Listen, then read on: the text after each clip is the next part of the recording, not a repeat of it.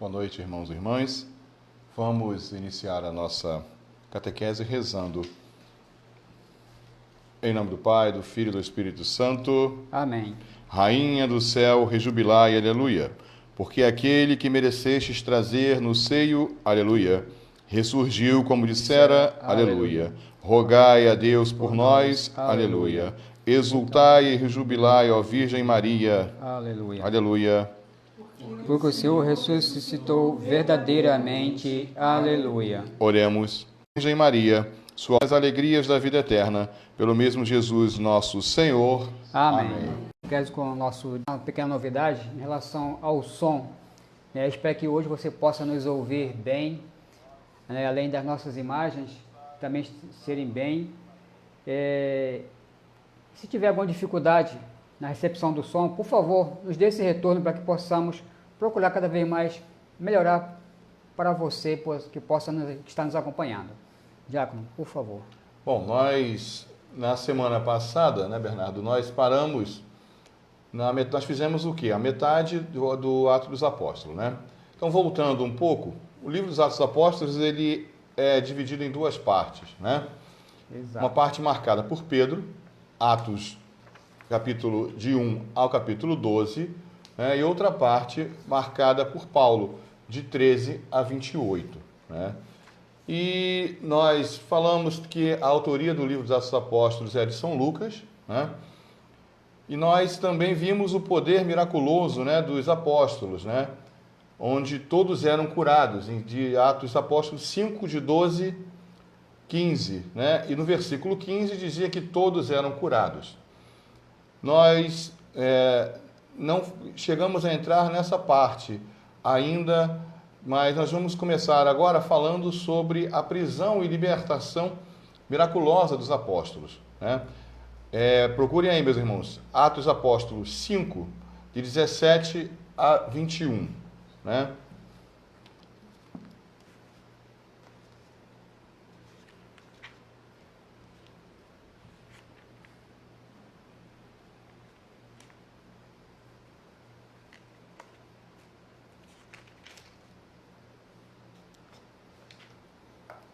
Cinco, 17 a 21. Anotaram aí? Levantaram-se então o sumo sacerdote e seus partidários, isto é, a seita dos saduceus, cheios de inveja, e deitaram as mãos nos apóstolos, e meteram-nos na cadeia pública. Mas um anjo do Senhor... Desculpa. Tá certo. 17 e 21, tá? Mas o anjo do Senhor abriu de noite as portas do cárcere, e conduzindo-os para fora, disse-lhes: Ide, apresentai-vos no templo e pregai ao povo as palavras desta vida. Obedecendo a essa ordem, eles entraram ao amanhecer no templo e puseram-se a ensinar. Meus irmãos, partido dos saduceus, né? Esse partido era principalmente formado pela família dos sacerdotes, né? E o sacerdote do momento era Anás, é o mesmo que está presente também na morte de Jesus Cristo, né? Que é Anás, o sacerdote. E 5:20, leia aí, Bernardo, por favor, 5:20. 5:20. Isso. Ide, apresentai-vos no templo e pregai ao povo as palavras desta vida. Então, quando o anjo liberta os apóstolos e diz desta vida, ou em algumas versões, aquela vida, ele está falando da vida eterna. Ele está falando de Jesus. Pregai o povo desta vida. Mas que vida? A vida que eles conhecem, que é a vida eterna, né? E aí nós vamos ter várias denotações e passagens para que possamos continuar a dar sentido à nossa conversa. 5, que é 21b. O B é sempre após o primeiro ponto do versículo, tá? Para quem não sabe. Ao 23. Leia, Bernardo, por favor. 21b. Até o 23.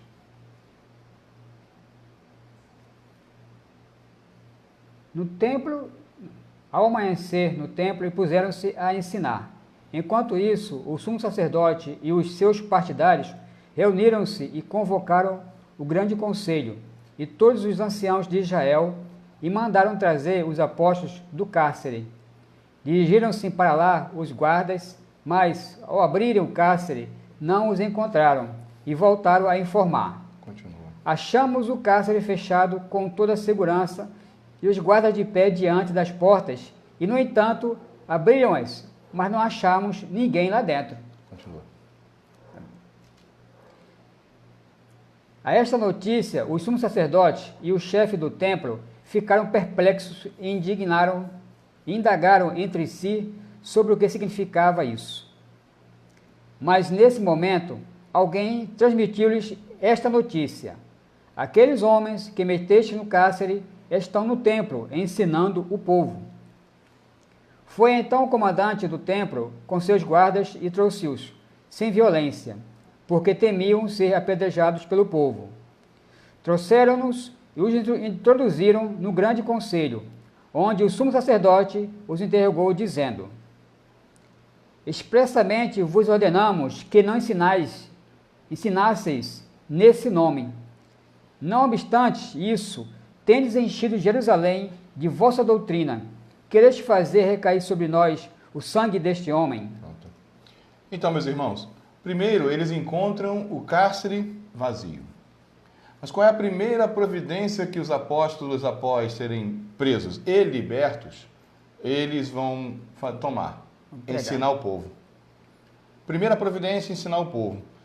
E não satisfeitos, os sacerdotes querem uma nova prisão. E aí é que tem uma figura importante para que nós vamos começar hoje. No 5:34. Por favor, Bernardo. 5:34. Isso.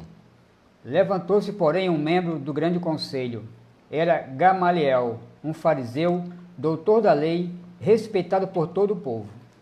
Gamaliel era um estudioso das Sagradas Escrituras que tinha uma escola de aprendizado, onde o nosso personagem de hoje, que é Saulo, vai para a escola aos 15 anos, quando ele entende que deveria aprender mais sobre a cultura daquilo que estava ali envolvendo. Então nós temos esse Gamaliel que faz a intervenção para a libertação dos apóstolos. Olha a importância de Gamaliel. Ninguém entraria no Sinédrio, faria uma intervenção e essa intervenção seria aceita. Porque quando Gamaliel intervém, os apóstolos eles são açoitados um pouco, o próprio texto bíblico vai seguir um pouquinho mais à frente, ele vai dizer que eles foram um pouco mais açoitados e foram libertados da sua prisão. Ninguém que não gozasse de prestígio entraria no Sinédrio, pediria a palavra e essa palavra seria aceita, para nós notarmos a importância de Gamaliel, né? Então nós temos também, agora nós vamos para o capítulo 7, 58 e 8:1.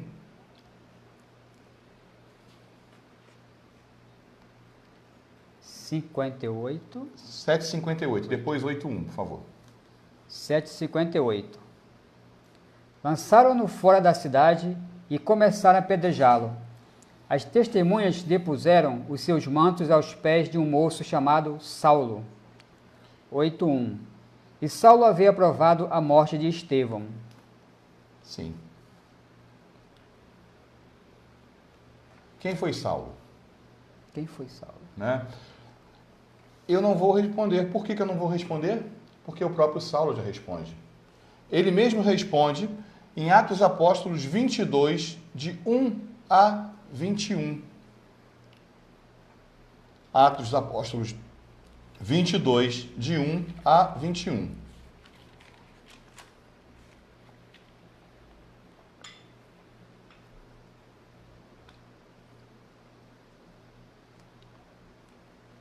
De 1 a 21. Vamos ler? Vamos ver?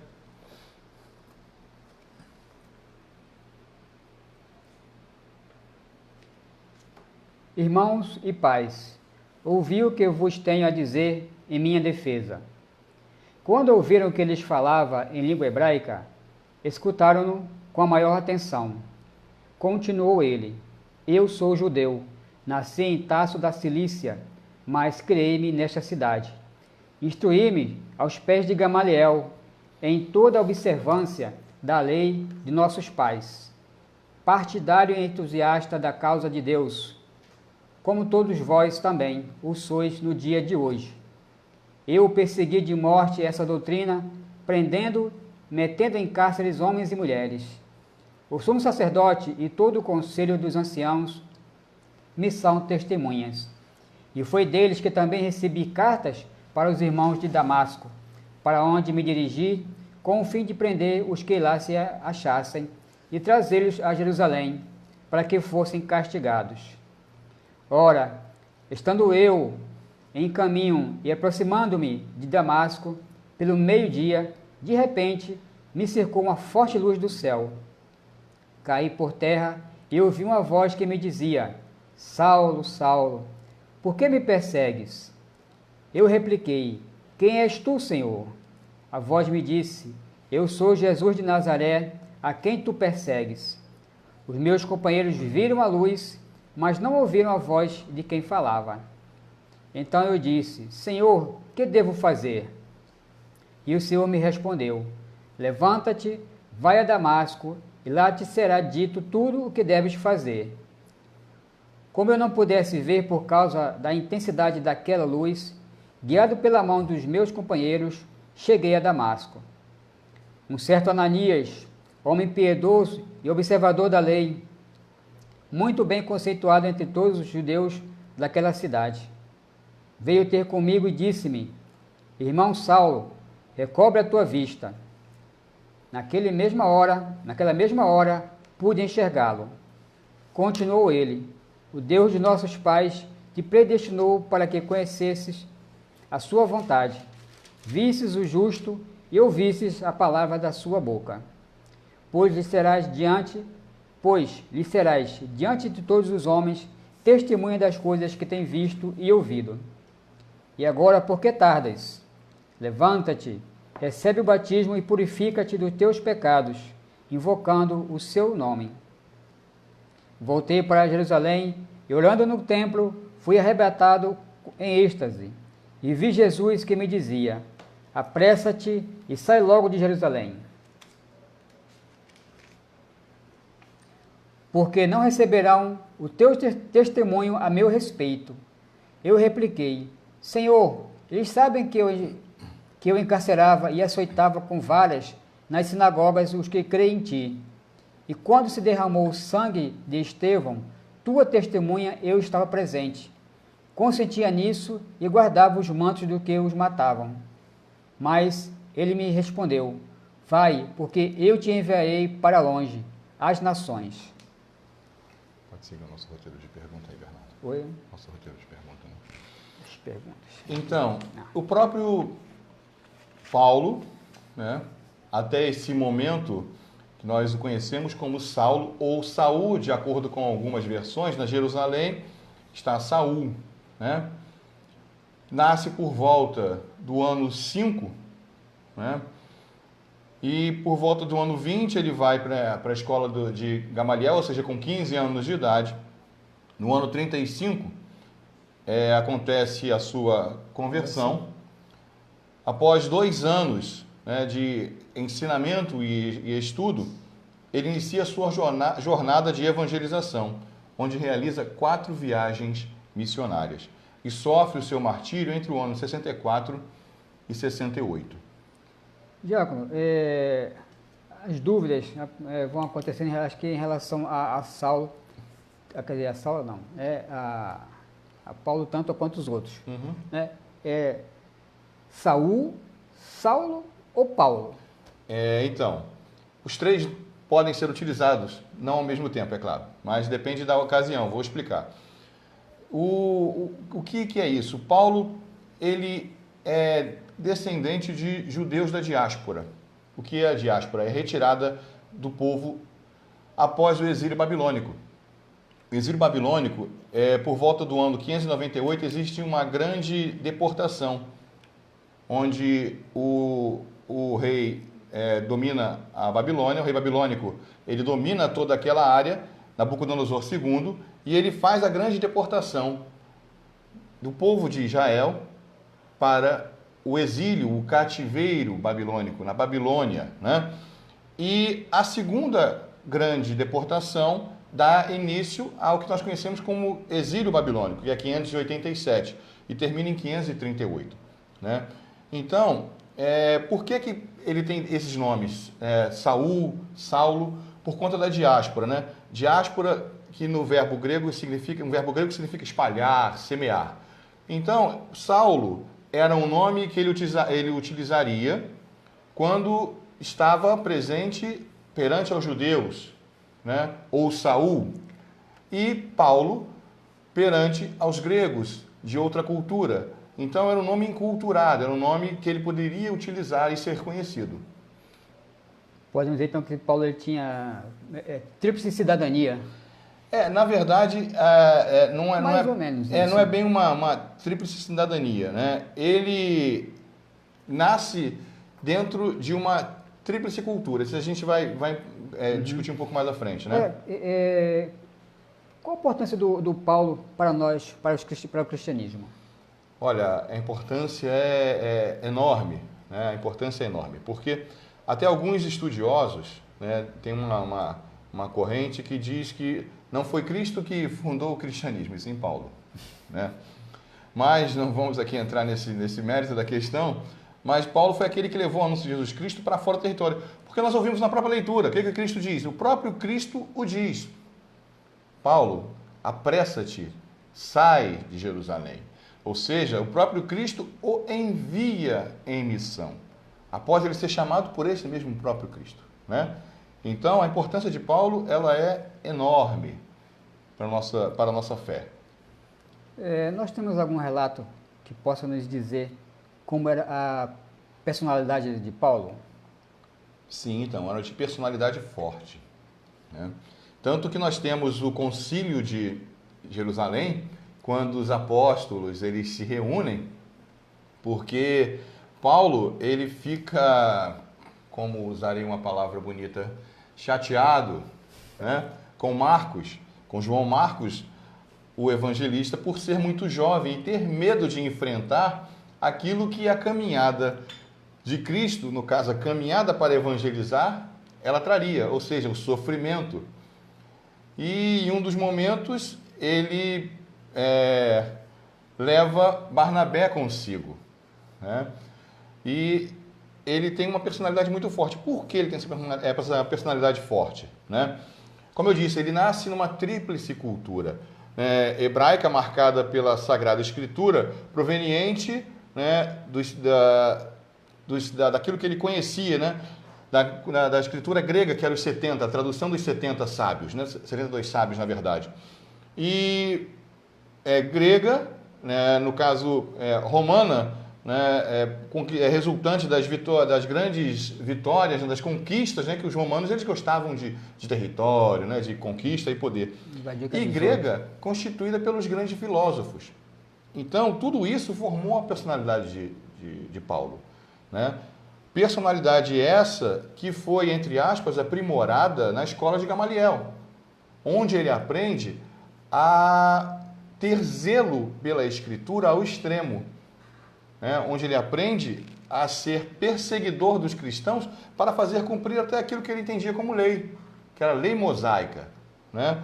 E Paulo também era profissional da tecelagem, ele construía tendas. Por isso, em todas as suas viagens, tem uma das viagens, que agora não vou me lembrar a carta para não falar besteira, né? Para não ficar falando a esmo, ele diz que ele nunca foi estorvo, peso para ninguém, porque onde ele chegava, ele tinha trabalho e se sustentava, não precisava do sustento daquela comunidade, né? Então isso facilitava com que as viagens fossem acontecendo, né? Diácono, a gente conversou semana passada sobre o próximo encontro, que será na semana que vem. Isso. Né? E você ficou de pedir aos nossos amigos internautas, né, sugestões para o próximo encontro. Ah, sim. Então, fale sobre isso agora. Antes de a gente continuar com o bate-papo sobre Paulo. Sobre Paulo, né? Então, meus irmãos, no próximo sábado, nós vamos pedir que vocês... o Bernardo tem aqui um altamente produzido, né, em 3D. Em 3D, 3D tecnologia. o gerador de caracteres. 3D? Gerador de caracteres. Nosso gerador de caracteres. É o gerador de caracteres.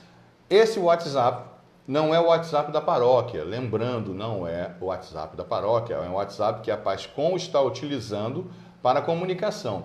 Então você envia agora, você que está participando agora, você envia agora a sua sugestão para o próximo sábado. Para dar tempo do diácono saber o que ele vai falar, né? E aí você vai enviar a sua sugestão, envie nesse momento, vai enviando, porque nós vamos contabilizar essas sugestões e aquela sugestão que tiver o maior número, nós vamos trazer esse assunto aqui. Então, o WhatsApp está aqui, né? Envie a sua sugestão e ao final, antes de encerrarmos a nossa conversa de hoje... Vamos tentar ver quando vai ser o final. Né? Né? Vamos ver. Tá, e você, meu irmão, minha irmã, então, que ouviu essa solicitação do nosso diácono, então anota esse número aí, 985410551, que o nosso irmão João Paulo já o colocou nos comentários, né? Anota ele aí e manda a sua sugestão do que você gostaria de ouvir no próximo encontro. Participe também desse grande momento da nossa igreja, da nossa paróquia, que estamos aqui levando até você. Bernardo, voltando aqui a sua pergunta sobre importância, né? Eu costumo dizer que Paulo foi um evangelizador inteligentíssimo, né? Meus irmãos, abram aí a Bíblia em Atos dos Apóstolos 17. Essa nem o Bernardo sabia, essa é sua. Não. Isso aí não está nem aqui, assim, não está nem aqui. Está nem aqui. Atos dos Apóstolos 17, 22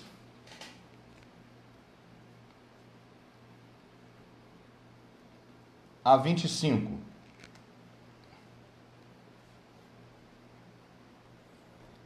Atos 17, 22 a 25. 25. Isso. Paulo, em pé no meio do Areópago, disse: Homens de Atenas, em tudo vos vejo muitíssimos religiosos. Percorrendo a cidade e considerando os monumentos do vosso culto, encontrei também um altar com esta inscrição: a um Deus desconhecido. O que adorais sem o conhecer, eu vou-lo anuncio.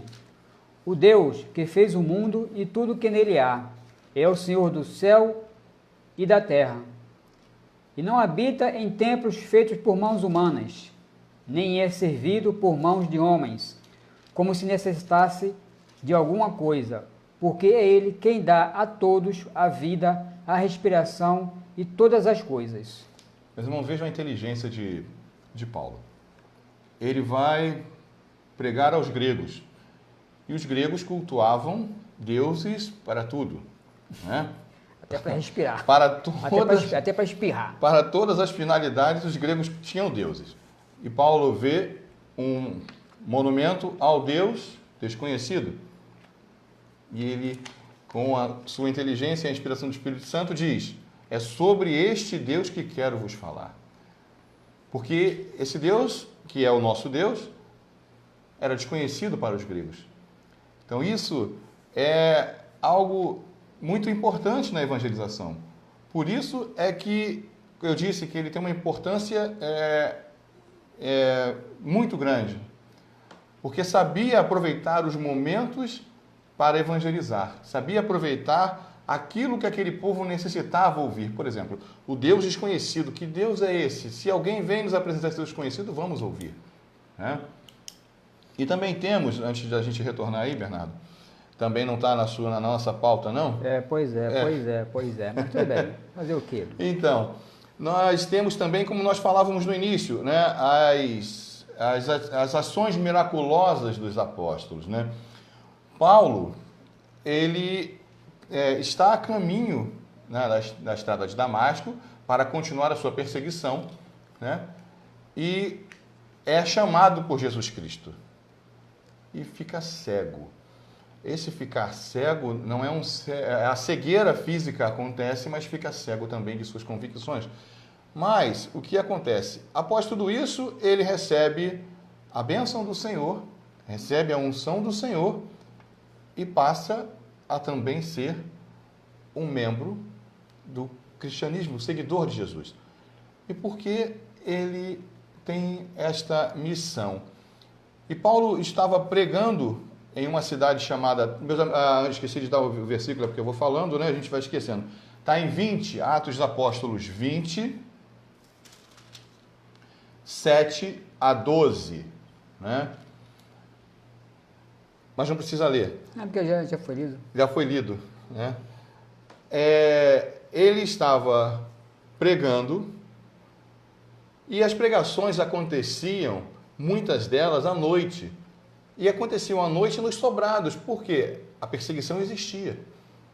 A perseguição dos inimigos do cristianismo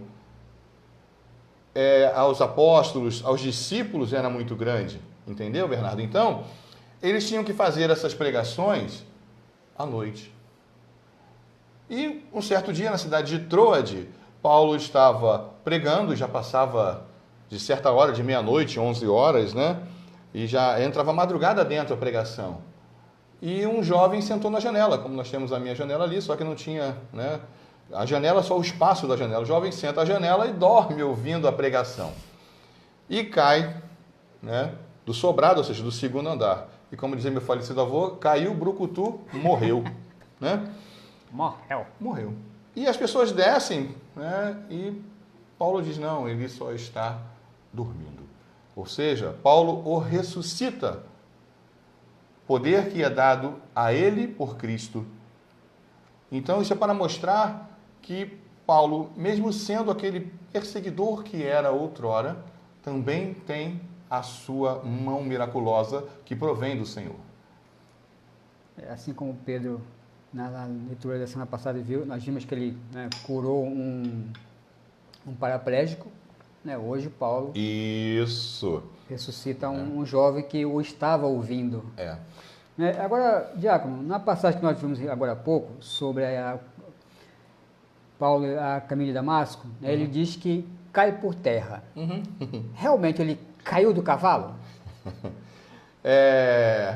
Essa é uma pergunta que todo mundo se faz, né? Caiu do cavalo. Meus irmãos, nós temos várias passagens que relatam que o próprio Paulo, ainda há pouco, nós lemos aqui uma passagem que Paulo cai por terra. Ele mesmo diz. Em nenhuma das passagens vai dizer que ele cai do cavalo. Nenhuma das passagens. O cair por terra significa perder todas aquelas convicções que Paulo tinha até aquele momento. Ou seja, Paulo era um perseguidor, foi doutrinado para isso durante 20 anos de sua vida. Se você é doutrinado para isso durante 20 anos de sua vida, você só respira ódio, perseguição. E Paulo, quando fica cego, também fica cego de suas convicções, fica cego do mundo, perde as suas convicções. O cair por terra significa que ele perdeu aquela convicção que tinha. E essa questão do cair do cavalo, Bernardo, veja bem, Paulo não era soldado romano, tá? Ele não era soldado. Mas as viagens aconteciam de que forma? Ou a pé, se fosse próximo, ou a cavalo. Ou se fosse longe, nas viagens missionárias, em navio, certo?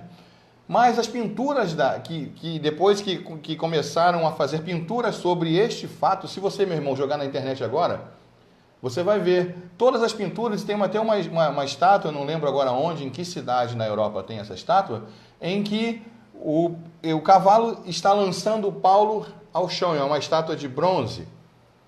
E todas as pinturas relatavam isso. Então, o conceito popular criou que Paulo caiu do cavalo. Mas eu agora não lembro as passagens. Hoje de manhã eu estava estudando as passagens e acabei esquecendo de colocá-las na pauta para que a gente pudesse discutir. Mas nenhuma das passagens vai dizer que ele estava a cavalo. Nenhuma delas.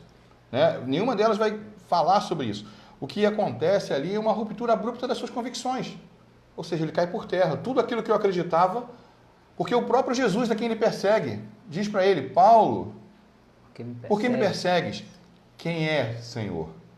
E ele diz Senhor não porque ele respeitasse... Mas pela doutrinação que ele já tinha de obediência Sim, à autoridade. Ele diz Senhor não é porque ele, ao momento de ele reconheceu a voz de Jesus. Não, ele nunca tinha ouvido ou visto Jesus. Né? Talvez Paulo tivesse em Jerusalém, isso é algo também que se discute, se Paulo estava em Jerusalém no momento da paixão, morte e ressurreição de Jesus. Mas como Jesus para ele não era importante a presença de Jesus, ou seja, porque veja bem, como nós temos hoje a nossa justiça, ela é seccionada, certo? Ou seja, cada departamento cuida de um determinado crime, certo? Isso. Paulo não tinha a missão de perseguir Jesus. Ele tinha a missão de caçar, perseguir e matar os cristãos, ou seja, os seguidores de Jesus. Então, Jesus, para ele, entre aspas, não era o seu alvo principal. Literalmente não existia, não. Né? Ele possivelmente estava no dia, no momento que Jesus foi, que sua paixão, morte e ressurreição, mas não era importante para Paulo. Então, essa questão de cair do cavalo, não tem nenhum tipo de relato que Paulo tenha caído do cavalo. Talvez as pessoas pensem assim, porque como você agora falou, né, por ser um indivíduo culto, perseguidor, né, você já tem aí pressupõe que seria um indivíduo de autoridade, e como você falou, aquela questão das conquistas romanas. Isso. Os romanos, nas suas batalhas, iam a cavalo. Boa parte dos soldados, principalmente os de boa autoridade, vamos dizer, de grande autoridade, Sim. iam a cavalo. Então, soldado ia marchando. Talvez, pé na poeira. Né, pé no chão mesmo. Pé no chão. Então, talvez por conta dessa relação, né, dessa convivência que Paulo teve, de toda essa cultura que ele adquiriu, dos romanos e dos gregos, talvez o imaginário popular tenha levado a esse cair do cavalo. E também muito direcionado pelas pinturas, dos pintores famosos, né? Retrataram Paulo caindo do cavalo. Porque provavelmente eles também tenham tido esse tipo de noção. De noção, de interpretação. Porque o cara Né? era um chefão, vamos dizer assim, um chefão não ia mandar perseguir ninguém a pé, pô. E era cavalo, né? Cavalo, isso aí. Então vamos achar que Paulo caiu do cavalo, mas vivendo e aprendendo. Já temos Bom, deixa eu... sugestões aí? Bom, aqui no Face não temos, mas eu vou tentar ver depois aqui na outra tela, que estamos aqui com duas telas. Mas, enquanto eu vejo isso aqui, o senhor fala para nós o seguinte: Paulo, ele era fariseu? Então, vamos, enquanto você procura, se nós temos sugestões, eu vou Isso. abrir aqui em Filipenses. Abram aí, meus irmãos, Filipenses 3. Filipenses 3.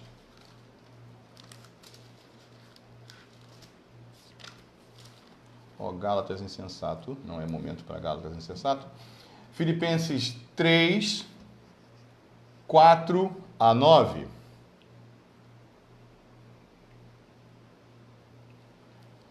Vamos lá. 3, 4 a 9. Paulo aqui vai falar sobre o verdadeiro caminho da salvação cristã. Então começamos assim. Aliás, eu poderia até confiar na carne, se algum outro pensa que pode confiar na carne, eu ainda mais. Circuncidado ao 8º dia, da raça de Israel, da tribo de Benjamim, hebreu, filho de hebreus. Quanto à lei, fariseu. Quanto ao zelo, perseguidor da igreja. Quanto à justiça que há na lei, irrepreensível. Mas o que era para mim lucro, tive-o como perda, por amor de Cristo. Mais ainda, tudo considero perda pela excelência do conhecimento de Cristo Jesus, meu Senhor. Por ele, perdi tudo e tudo tenho como esterco, para ganhar a Cristo e ser achado nele, não tendo como minha justiça aquela que vem da lei, mas aquela pela fé em Cristo, aquela que vem de Deus e se apoia na fé. Paulo aqui define, ele mesmo dá as suas características, né? Paulo vai dizer aqui para nós, aquilo que nós conversávamos, né? Circuncidado, seguia todo o preceito da lei mosaica, não é isso? E ele vai dizer também, circuncidado ao 8º dia, da raça de Israel, ou seja, da tribo de Israel, do povo de Israel, da tribo de Benjamim, hebreu, filho de hebreus. Quanto à lei, fariseu. Ele mesmo diz que ele era fariseu. Né? Quanto ao zelo, perseguidor da igreja, quanto à justiça que há na lei, irrepreensível. O que isso quer dizer? Paulo, porque Paulo também estava, o manto de Estevão foi jogado aos pés de um jovem chamado Saulo. Por quê? Porque ele recebe também esta ordem de possivelmente ele que ordenou a morte de Estevão. Ele também fala que recebeu os mantos dos que eram mortos. Não? Recebeu o manto dos que eram mortos. E possivelmente ele foi responsável pela morte de Estevão, certo? E também membro do Sinédrio. Por quê? Para ter importância dentro da cultura, para ter essa importância de perseguir personagens que eram cruciais dentro da pregação católica cristã, e falar, deveria ser membro do Sinédrio. Então, Paulo mesmo diz que ele é fariseu. Bom, como eu sempre digo, vivendo e aprendendo, e temos que estudar.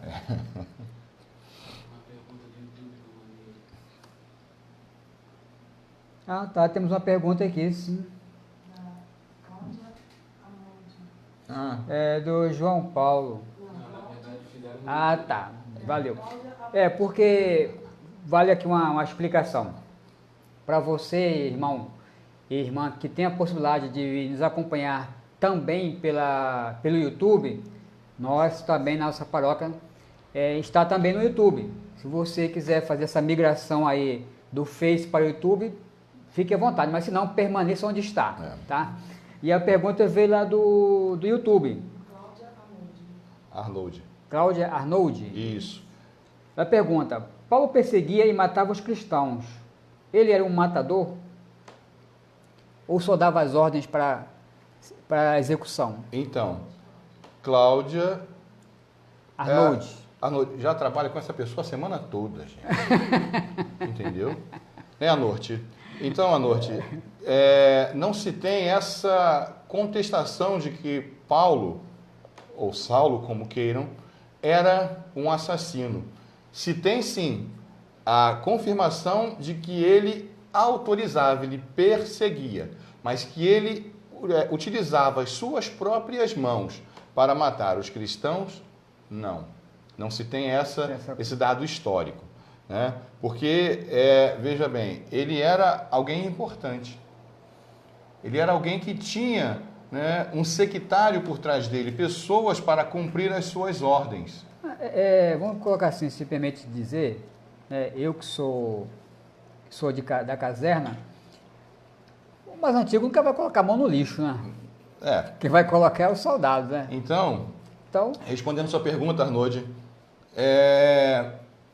não se tem esse relato histórico ou bíblico de que Paulo matava com suas próprias mãos. Tá? Meus irmãos, voltando ao que o Bernardo falou, mandem perguntas. Se eu não souber responder, o Bernardo responde. Tá? Pode ser que hoje não, mas depois. Não, agora sério. Se eu não souber responder, nós vamos buscar a resposta e responderemos num momento propício, né? Num outro momento. Mas mandem perguntas, isso é importante. Dentro daquilo que estamos conversando. Né? Porque senão a gente perde o foco, né? Perde o direcionamento das perguntas, mas muito bom. E acaba até fugindo. Espero ter respondido, viu, Cláudia? Acaba fugindo um pouco do raciocínio também. Escolheu 12, né? Jesus escolhe 12 e depois Matias vai subir, Vai subir adendo. Outro dia eu falei uma pesquisa sobre Paulo mesmo. Aí encontrei lá um site, né, que se diz evangélico. Ui, desculpa. Dizendo que Paulo foi o 12º apóstolo a ser escolhido. Foi ele que substituiu Judas. Não. Aí eu só trouxe isso aqui como exemplo para dizer, meus irmãos e as irmãs, que nem tudo que a gente encontra na internet tem veracidade. Se você é católico, apostólico romano, nós temos vários sites que nos dão essas direções com legitimidade. Quais são? Os que eu conheço. Canção Nova, Canal da Aparecida, o Padre Paulo Ricardo, tenho também a Eclésia. E o que eu sempre digo, tem dúvida do que você leu na Bíblia, do que você estava estudando? Anota. Se for daqui da nossa paróquia, traz a sua anotação e pergunta ao diácono ou pergunta ao nosso padre, que eu tenho certeza que eles terão o maior prazer em te ajudar a responder, a tirar sua dúvida. Mas não caia nem sempre nesses sites, ditos religiosos. Então, já que você está falando sobre Teve isso... desconfiança? Não fique não fique na dúvida, entendeu? Nem acredite sempre em certas fontes, tá? Já que você falou sobre isso, Bernardo, deixa eu responder essa questão, né? Sobre a substituição, né, de Judas. Né? Os apóstolos, eles se reúnem, né? Eles se reúnem para que o Espírito Santo possa lhes apontar, lhes indicar um substituto, né? Então, está em Atos Apóstolos 1, a resposta para essa pergunta que você viu, né? Atos Apóstolos 1, 21 ao 26. Vou ler. É necessário, pois, que dentre estes homens que nos acompanharam todo o tempo que o Senhor Jesus viveu em nosso meio, a começar do batismo de João, até o dia em que dentre nós foi arrebatado, um destes se torne conosco testemunha da sua ressurreição. Apresentaram então 2, José, chamado Barsabás, e combinado Justo, e Matias, e fizeram esta oração. Tu, Senhor, que conheces o coração de todos, mostra-nos qual destes 2 escolhestes, a fim de ocupar no ministério do apostolado o lugar de Judas, que Judas abandonou, para dirigir-se ao lugar que era seu. Lançaram sorte sobre eles, e a sorte veio a cair em Matias, que foi associado aos 11 apóstolos. Então, os apóstolos fazem uma oração. Tu, Senhor, que conheces o coração de todos. Eles não escolheram por si próprios. Eles não se reuniram, mas eu acho Matias legal. Outro não, José que é o cara... José é o nome do pai de Jesus, pai adotivo de Jesus. Por que a gente não bota José? Né? Então vamos fazer 01, né? Não. Cara ou coroa? Cara ou coroa? Não. Eles fizeram uma oração ao Senhor. E isso é importante, meus irmãos. Cuidado com as informações que recebemos. Né? Bernardo agora acabou de perguntar sobre apóstolos. Se né? Paulo era realmente... Isso. Porque Paulo é considerado chamado de apóstolo. Então, meus irmãos, olha só. Primeiro vamos diferenciar, né? Apóstolo e discípulo. Né? Discípulo é aquele que aprende, significa aquele que aprende, né? Aquele que segue. Né? E apóstolo, aquele que é enviado. E os apóstolos, necessariamente, eles são o quê? Tem que ser discípulos. Não dá para ser apóstolo sem ter seguido aquela doutrina, sem ter seguido Jesus, no caso. Né? E o que os próprios apóstolos falaram no início aqui? Esses homens que nos acompanharam desde o início, ou seja, eles acompanharam Jesus desde o batismo até a sua morte e testemunhas da ressurreição. Então eles acompanharam. Né? Tá, tem outra pergunta. Né? E o que acontece? Apóstolo são aqueles que foram chamados Chegou aqui ainda não. e enviados por Jesus. Discípulo é aquele que segue. Né? Os discípulos, eles recebem a missão de seguir quem? Os apóstolos, após a ressurreição de Jesus. Então, Paulo pode ser considerado apóstolo, e é considerado apóstolo, porque ele mesmo diz: a voz, uma luz que o cega, e ele pergunta: quem és, Senhor? E a luz diz: sou eu, Jesus. E o próprio Jesus depois diz para ele: saia de Jerusalém. Jesus o envia. Então, Paulo é apóstolo da nossa fé. Né? A pergunta, qual é a pergunta? O Júlio da Catequese Infantil perguntou se Paulo era um cidadão romano. Então, Paulo utilizava essa prerrogativa de cidadão romano quando lhe era conveniente. Tanto no final de sua vida, boa pergunta, Júlio, obrigado, tá? No final de sua vida, porque toda a missão de Paulo, ela é direcionada pelo Espírito Santo de Deus. E Paulo, ele ao final, ele é preso, mas ele diz: sou cidadão romano. E todo cidadão romano, que tinha importância, era julgado perante o imperador romano. Então ele pede para ser levado a Roma, para terminar a sua jornada, para terminar a sua caminhada em Roma, porque ele já tinha evangelizado os confins da terra até aquele momento conhecido. Então, Júlio, Paulo também poderia ser considerado um cidadão romano, porque vivia dentro dessa cultura romana, pois ele cresce nessa cultura romana e utilizava quando lhe era conveniente para a evangelização, não para o seu conforto, mas para a evangelização. É como hoje a pessoa, os pais, né, estão fora do seu país, a criança nasce em outro país, então você tem uma dupla cidadania. Dupla cidadania, isso aí. Então o Paulo, ele, vamos dizer assim, como você falou, quando ele era conveniente, não, agora peraí, calma aí, eu sou romano. Se não, bom, assim, de toda essa trajetória que Paulo, né, de sua caminhada como apóstolo evangelizador, assim, que grande ensinamento ele nos deixa? Paulo vai deixar um ensinamento que é um ensinamento muito importante. Uma pena que muitas das vezes nós passamos por cima deste ensinamento, até dessa própria passagem, que também, entre aspas, é conhecido como o seu testamento. Abram aí, meus irmãos, 2 Timóteo 4, 6 a 8. 2 Timóteo 4, 6 a 8. Vamos dar um tempo para o pessoal achar, né? Uhum.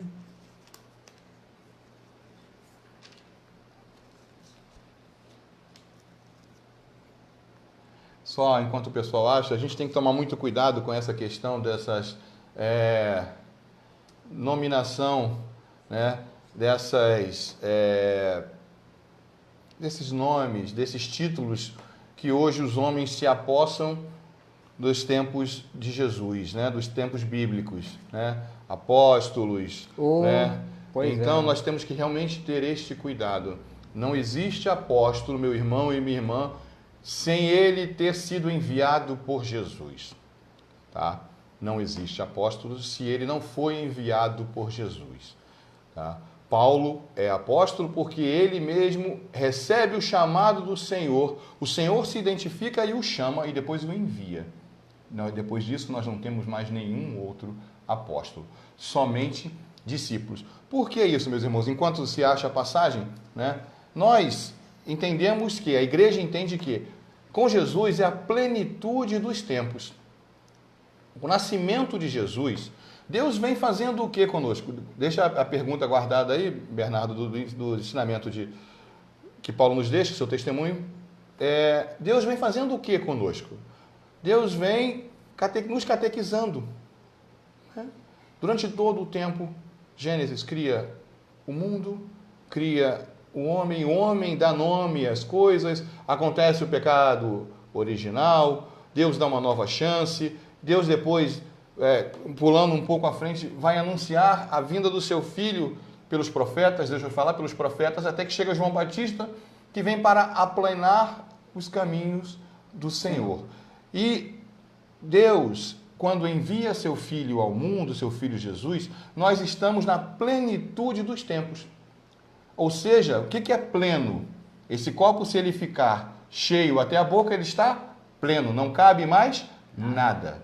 Ou seja, acima de Jesus, né, acima dos ensinamentos que Jesus nos traz, não existe mais nada. Plenitude dos tempos, estamos plenos dos ensinamentos do Senhor. E esses tempos em que vivemos, desde que Jesus, né, volta ao Pai, até a parousia, ou seja, a volta de Jesus, chama-se tempos da igreja, onde a igreja tem esses momentos que nós estamos tendo para que possamos nos evangelizar, para que possamos cumprir aquilo que João Batista diz: arrependei-vos e convertei-vos, pois o reino dos céus está próximo. Então, é necessário entender isso, né? Senão a gente acaba confundindo um pouco a nossa fé. Então, eu acho que todo mundo já achou. Eu acho que além de se confundir, acaba até se perdendo também. Enfim. Acaba se perdendo. Então, vamos lá. A passagem foi 2 Timóteo 4, de 6 a 8. Por favor, Bernardo. Essa aqui. 4, de 6 a 8.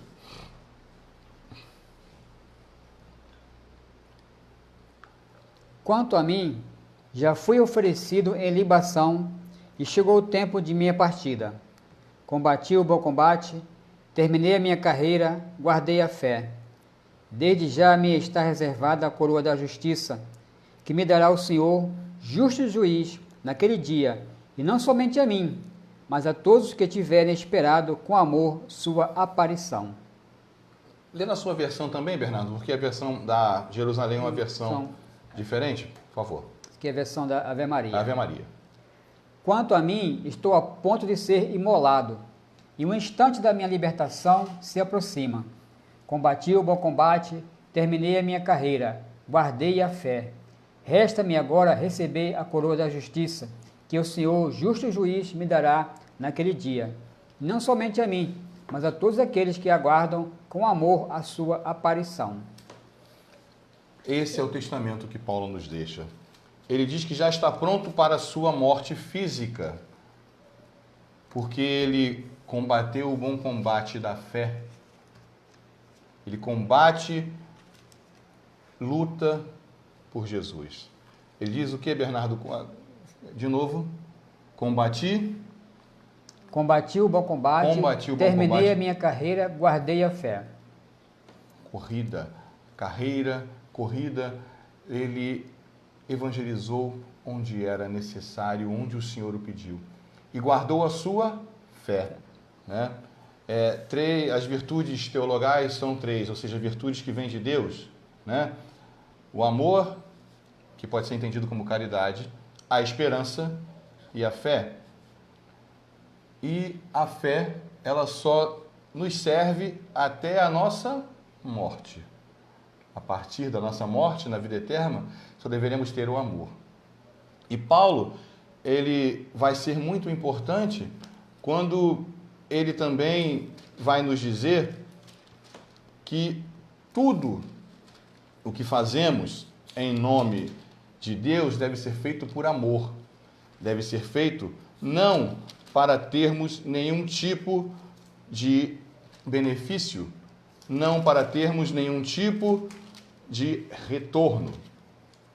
Porque Paulo vai nos dizer na primeira carta aos Coríntios, no capítulo 13, ainda que eu falasse línguas as dos homens, as dos anjos, se eu não tivesse a caridade, que pode ser entendido como amor, seria como o bronze que soa ou como o símbolo que tine.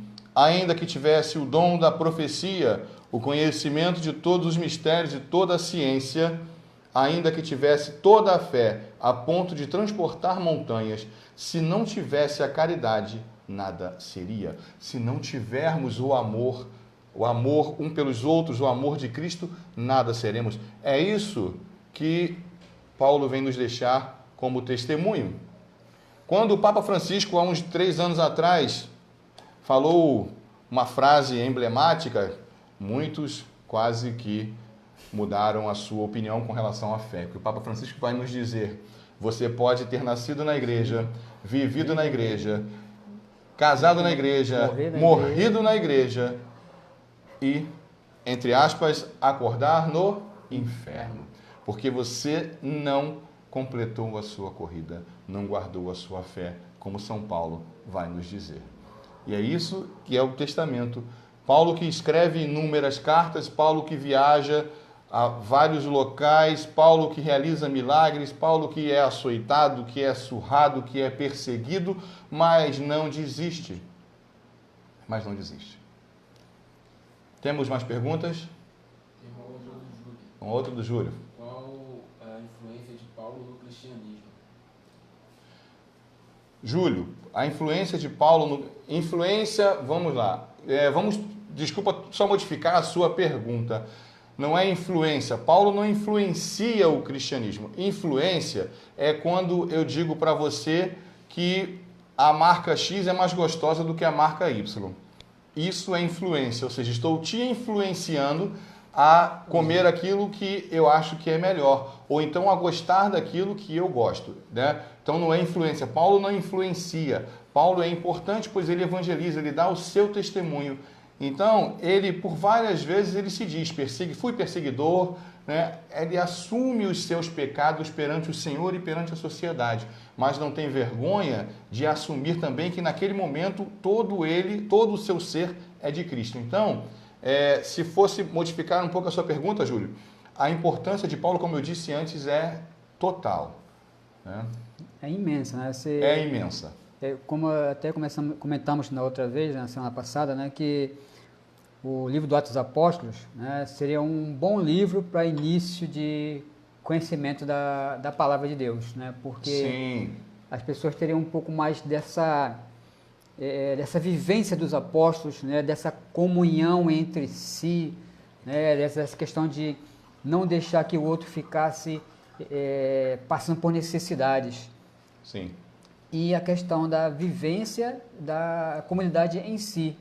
E Paulo ele vem nos mostrar essa questão do seguir a Cristo, cegamente, né?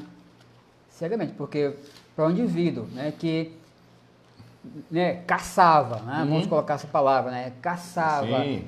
E, né, ordenava a morte, participava das mortes dos cristãos, para depois ser um grande pregador, né, um grande apóstolo. Realmente é uma grande importância para nós, cristãos, católicos, apostólicos romanos, acredito eu. Né? Sim, tenha essa certeza. Não tenha dúvida de que Paulo foi e continua sendo importante. Porque se pegarmos as cartas paulinas, nós vamos entender que Paulo continua nos evangelizando até hoje. Continua nos ensinando, continua nos dando força, continua nos mostrando o que devemos fazer em determinadas situações que não teríamos como vencer se não tivéssemos a ajuda divina, a força que vem do alto. Né? Então, nós não vamos nos estender dentro das viagens missionárias, porque cada viagem ela tem uma especificidade, cada povo tem, né, uma mensagem a receber. Cada carta é uma carta, vamos dizer assim. Cada carta ela se direciona, né? Eu estou aqui procurando a carta a Filemon, que na verdade é um bilhete, né? E Filemon é uma carta destinada, né?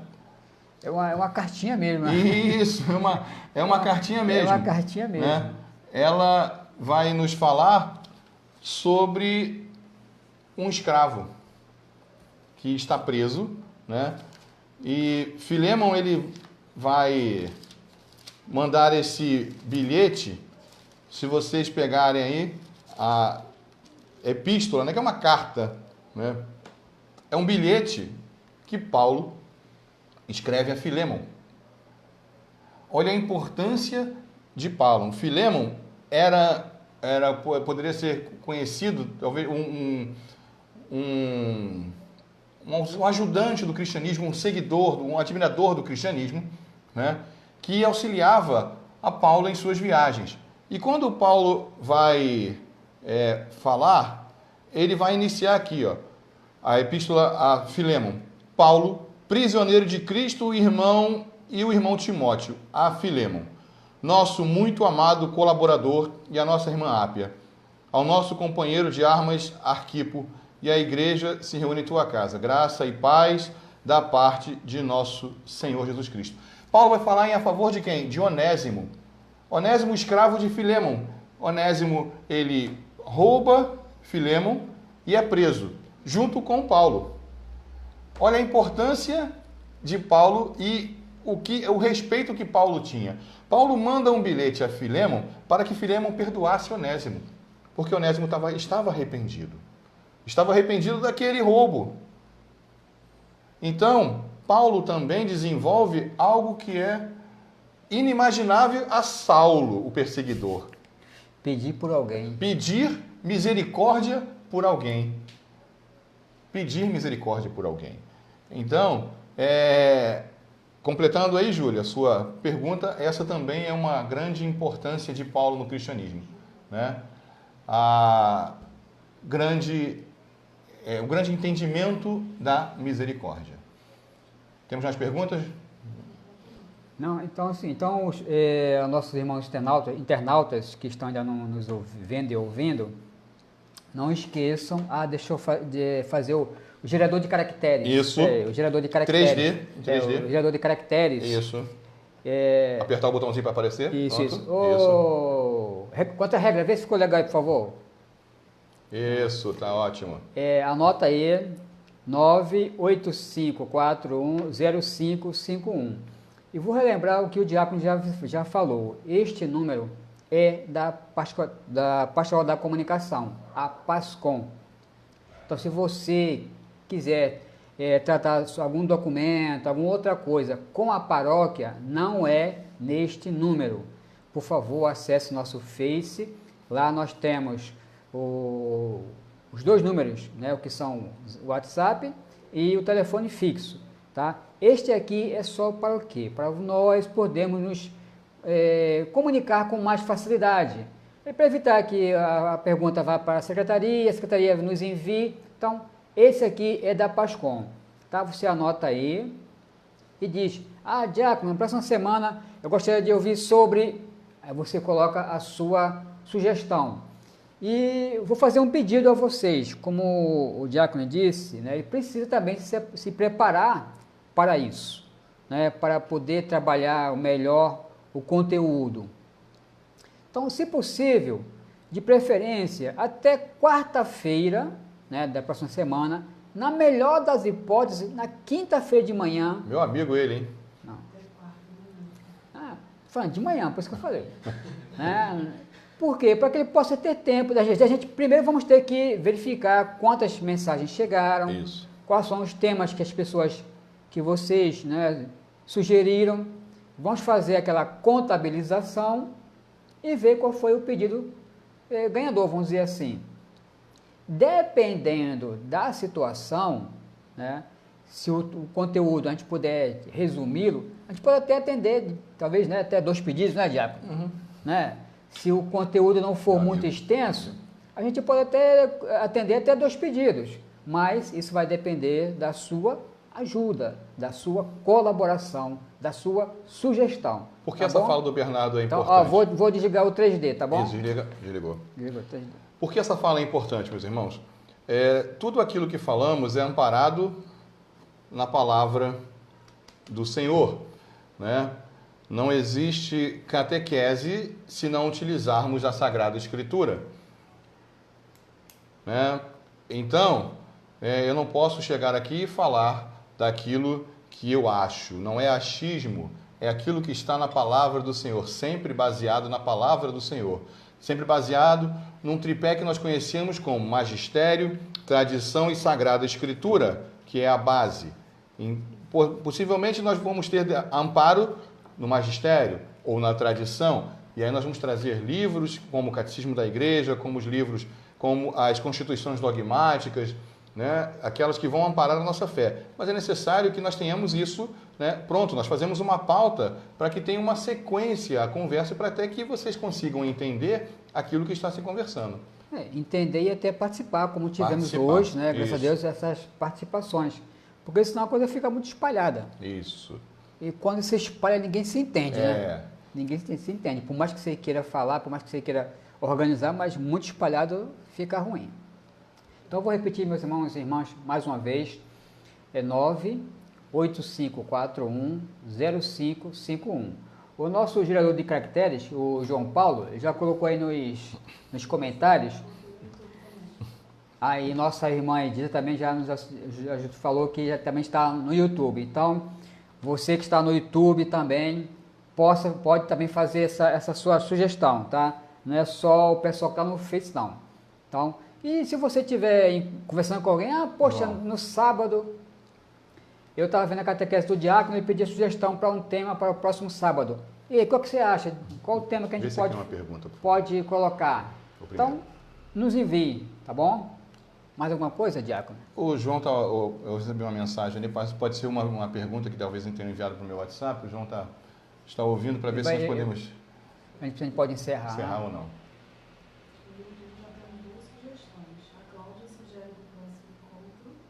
Bem-aventurado dos aflitos, e o William falar sobre o credo, a parte descer a moção dos mortos, e falar sobre os novíssimos. Vamos acolher essas sugestões, vamos tentar pegá-las depois, mas se nossos irmãos puderem, por favor, enviarem ao nosso WhatsApp, para que a gente possa concentrar... Centralizar, né? Centralizar essas perguntas. Isso, tá. Essas perguntas para que possamos fazer um trabalho legal para vocês. Tá? Que esse é o nosso intuito. Aproveitar esse período, né, de quarentena e que possamos levar até vocês um bom trabalho. Bons temas, né? Bons temas sugeridos, né? Exato. O Sermão das Bem-aventuranças, né? Que nós podemos entender como a carta magna, né, da nossa fé, onde Jesus vai dar como se fosse a constituição para podermos viver, e os novíssimos. Os novíssimos naqueles que estão depois da morte, né? Então, é algo que são temas interessantes. Bom, eu quero aqui, em nome da nossa paróquia, Nossa da Conceição, da Pascom, desculpem, da Pascom, a participação de todos vocês, né?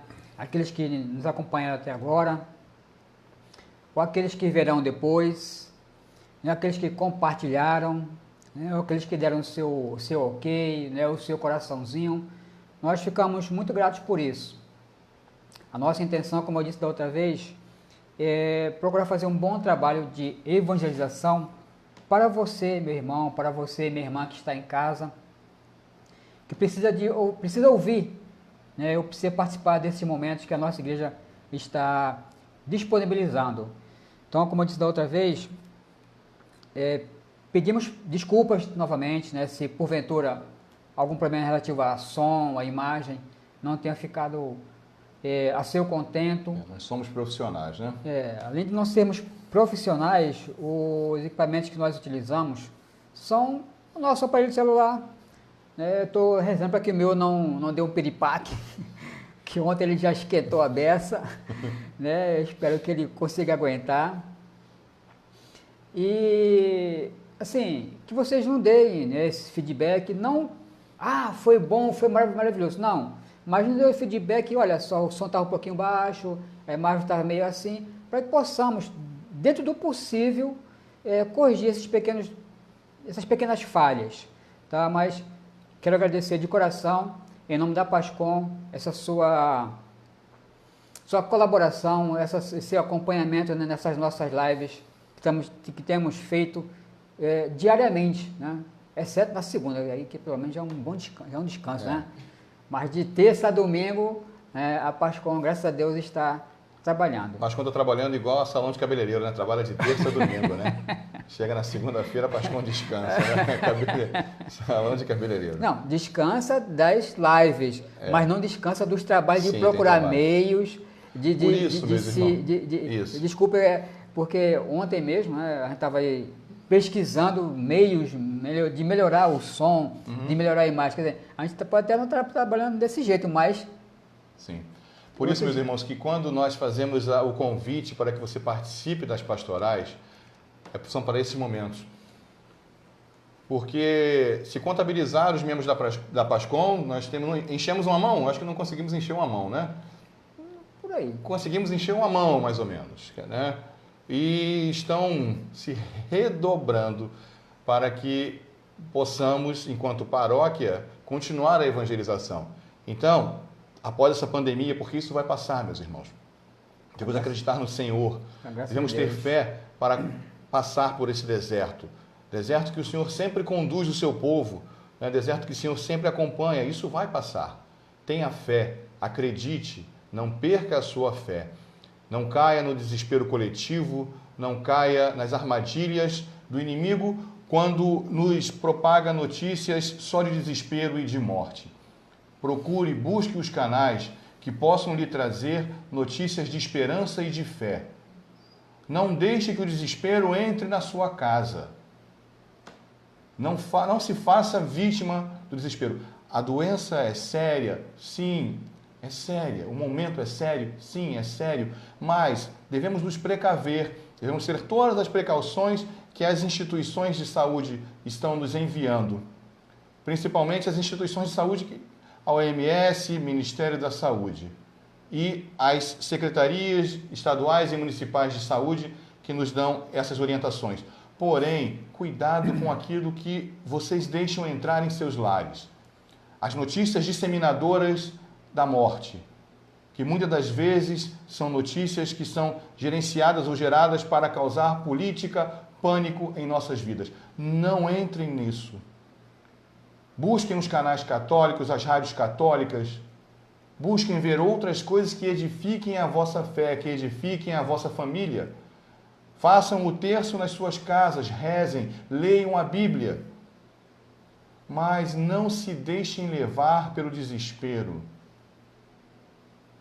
Tem emissoras que a gente liga de manhã até de noite só falando de morte. Senhor, e as pessoas que foram curadas por Ti, Senhor, onde elas estão?